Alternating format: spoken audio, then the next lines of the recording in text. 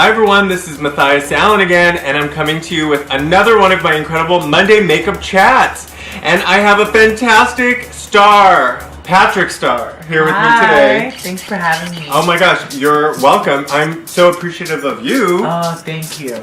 Patrick just painted my mug, and I feel fantastic. I love playing with my eyes, and I love doing my foundation and just giving it a little bit more extra glam every once in a while. But it's been years. You know, it's been really a long time, and I can't remember the last time I let anyone touch my face. You look good. And you really did a fantastic job. Thank you. You are so talented. Oh, thank you so much. I've been watching you forever. You have? Forever. And then she decides to hit me up on the IG, the gram, and says, hey, come over, let's record. And then, boom, boom, we're here on your channel. And you're the first true Instagram and YouTube star that I've had on my Makeup Monday chat. Thank you. You are just like, you pop out of that camera, you pop out of that phone, you pop out of the TV. I mean, you're just like, I need to meet this person. I need to meet PatricStarr. Thank you. And I'm so glad I did. I'm so glad I met you. I've been watching forever, you and your mama. Like, I learned so much on your channel. And yeah, we're just here to have fun, chat, makeup, and glam today.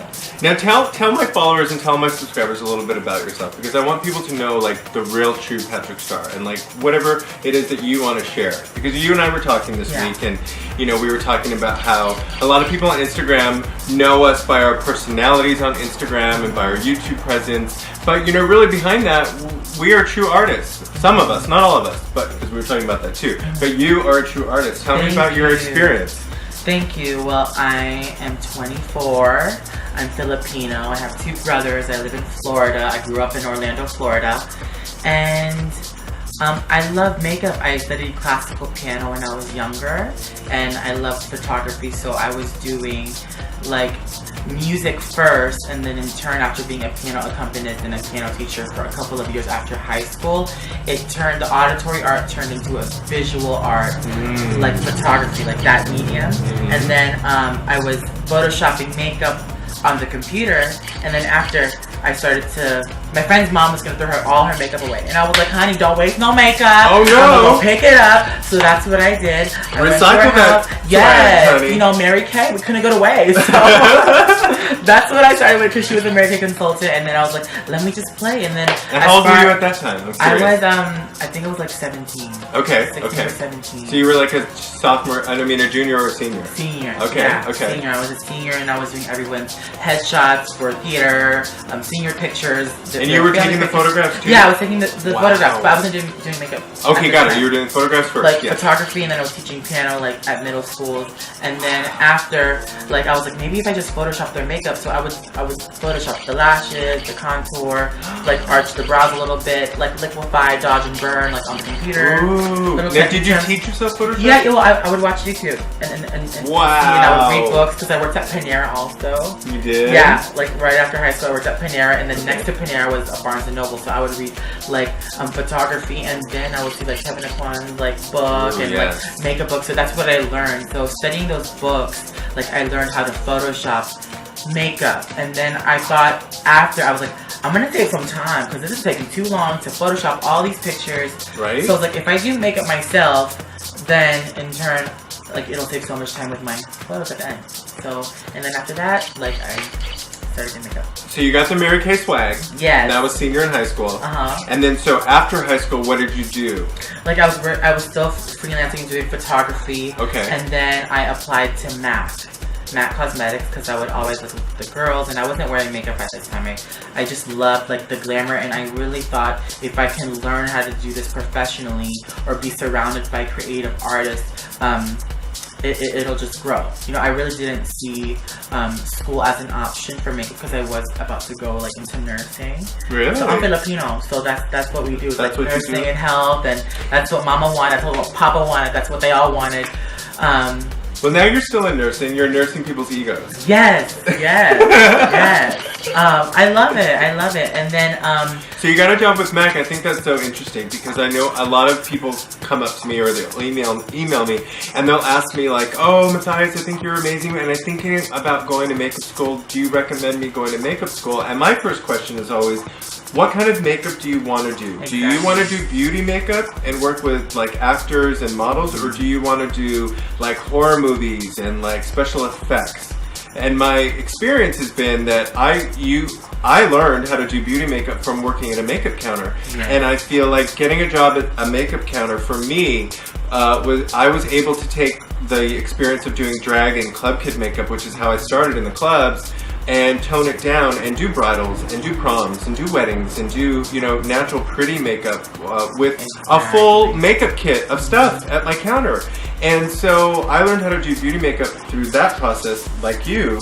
And for people who really just want to learn beauty makeup, I feel like I would suggest getting a job at like a Nordstrom's, or what big stores are out there in Florida. I think it's just about even it's surrounding yourself with creative people. Yeah. Like it wasn't really necessarily the company; it was the company that I was with. Because, you know, I applied at MAC one time and I didn't get it. And I was like, you know what? I applied 3 times. Yeah, I applied like 2 times and I was like, you know what? I'm going to start doing makeup. So that's what I did. So by the time I already got with MAC, I had already been freelancing and working prior. And that gave me a leg up. And by the time I got in, I was freelancing more than people that were already working there. And I was like, what? But then just being surrounded by creative people, guilty by association, you want to be with creative artists if this is what you want to do. And here we are, and we're the makeup artists. We're here together. We're learning. We're talking about makeup, and I couldn't be happier. I know, I love it, right? Yeah, I wouldn't do this, you know, at Panera because all we talk about is bread and soup, and that's not what I talk about. Lashes, makeup, full coverage. That's what I like, and that's what I really enjoy. And I noticed for me, myself, I told myself growing up, I was like, I want to work with people. I don't want to be stuck at a desk, behind a desk, or behind a register. I really want to get to know people because that's the way that I grew up. Is I have 2 brothers, Peter and Paul, and we grew up as a family unit. I'm very close to my family, and I just love working with people. I love touching people's hearts, and you know, I guess after I started doing this whole makeup thing, I didn't wear makeup going to MAC. No? At first, never. I never did. But then at first I was like, how can I relate to these customers if I don't know what it's like? I can't be like, oh yeah, well, that works out. So that's when I started to experiment with makeup so I can testify like whether this works for me, and they'll have more of that trust with me. Right. Makeup. So what was your first experimentation like? Like what was your first thing? Oh girl. It started with tinted moisturizer, and I swore that was like, you know, because I was a boy, like I was like, no makeup, like I'm gonna do this. Like yo, no makeup. Like just tinted moisturizer, and then it started to like a sheer foundation.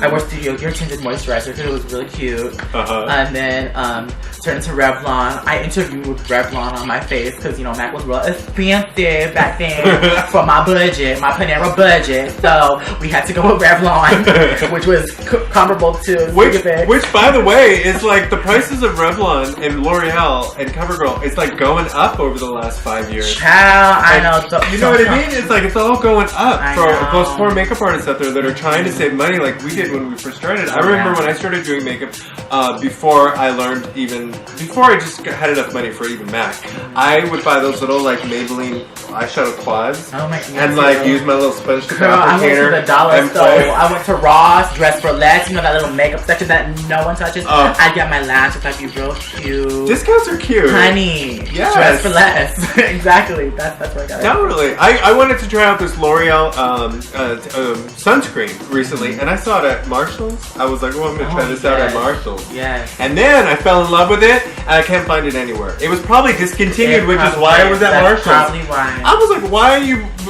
getting rid of this moisturizer? They can't Sunscreen is good. Anyway, I like L'Oreal stuff. It's good. I like L'Oreal. So then you went on to how long did it take for you to go from tinted moisturizer to like full glam lash, Miss PatricStarr? I think being surrounded by creative people, I was like, well, I think I could do what she does, like working at MAC. I was like, I'm gonna try that. And I had a very feminine face, you know, I dressed like boy clothes all the time, and I think it wasn't until customers started to notice what I was wearing, it kind of gave that little spark, like, oh, maybe if I wear this, they'll notice, because I wanted to sell more. That's what I wanted to do, like, oh, they're noticing this, and then I'm making them feel good, and then I was like, maybe I'm inspiring people, because if I can do it as a boy, as Patrick, there ain't no excuse for you to be looking janky walking up in my store, you know what I'm saying? Oh, so totally right. So I mean, like, I would wear lips. I started with like wearing like natural lip colors, natural eyeshadows, mascara, some brows, and then it just turned into like real natural lashes, and then another pair of lashes, and then eventually bottom lashes, and then wing liner, and then contouring. Of course, I've had my bad days. Y'all can scroll down my Instagram. I never delete a picture. And yeah, I guess just practicing trial and error. You can never stop learning with makeup. You're always gonna learn something new. That's the way of our industry with fashion and makeup. There's always something new. So that's what I was keeping up with, because there was always new trends that we had to practice and techniques, and I think that's what really pushed me to learn, because I was like, I want to be more fierce. I want to be more fierce. I want to learn this, and that's. And I love that. I love that we have that in common. Is that we're both boys, but we both started practicing with makeup on ourselves. Yeah. You know, and like really playing with colors, and we just love like doing the brow and doing the liner and doing the mascara and doing the lips, and I just love that about then you. Because then you can relate to your client or to your friends that like, hey, that works for me or that doesn't work for me, because I really wouldn't know if I hadn't started. So now I know. Yeah, it's all a learning experience. Like, it's all learning. What I've noticed between school and like the work that we do, there is no graduation of like what we do. Like, oh, I can't say, oh, I got me a PhD in lash application, girl, or like a doctorate in wing liner. Like there's always something new. There's always something new. So practice makes perfect. It does. It really does. Because even if you know how to do the most perfect liner on yourself, there's always going to be somebody that you're going to have sit in your chair that has some weird, funky eye, or a hooded eye, or something different. And you have to learn how to tweak what you already know how to do on yourself and do it on other people.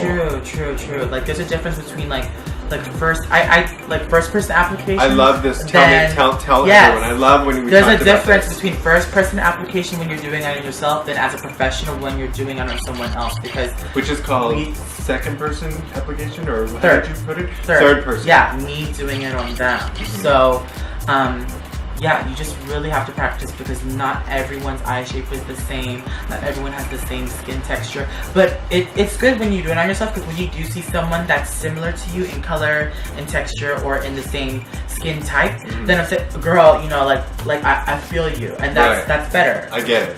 Yeah, you get it, and then you'll have that trust. But also, if you practice enough, the customer that may not have the same similarities will trust you, because you've had that experience on a wide variety of clients with different skin, different ethnicities. So it's good to just really practice. And if you're just starting out, just practice on your friends, your family, and then that will just train you to become more comfortable. So you can't be scared. You really can't be scared. Now, how do you feel about do you feel like it's important to practice with certain products? Because we were talking about how we started by using Mary Kay, Maybelline, you know, the really cheap stuff like back in the day. Maybelline's gotten a lot better in the last 15 years. But anyway, but people who go to makeup school, you know, are a lot of times taught with just a certain makeup product. And I feel like you just said that even when you graduate makeup school, there's always more learning to do. And especially for students who go to school and they only learn with one product, you get out in the real world and there's so many products you still need to try, right? Yeah.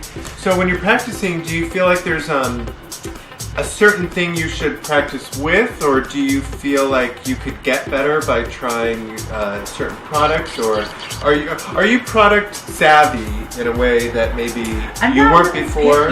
No. I'm open to new things, because like I said before, there's always something new. There's always a new trend, like a new it product. But for me, as far as starting out, if you're practicing, I look at makeup products like food, like ingredients. How's that? Okay. So like, if you're just starting out, you want to cook something, it's good to just practice with these, you know, things instead of splurging. And then I think as far as application and just practicing. It really just helps. But there are good like low price products too that you can work with, and then eventually graduate. There is expensive makeup clothes that I want to buy, but that I can't. But I'm working with what I have now. When I started, I would just, you know, use my little cheapy makeup, and then I would add like one thing to add to it so it looked legit, like, you know, Fix Plus.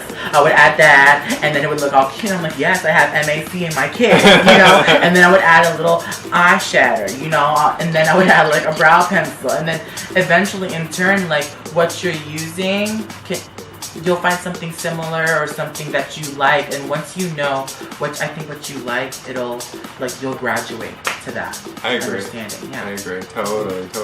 That makes sense. Yes, totally. You always make sense. Oh, thanks. And if not, we'll just put some closed captioning out so y'all can understand what she's talking about. Yeah.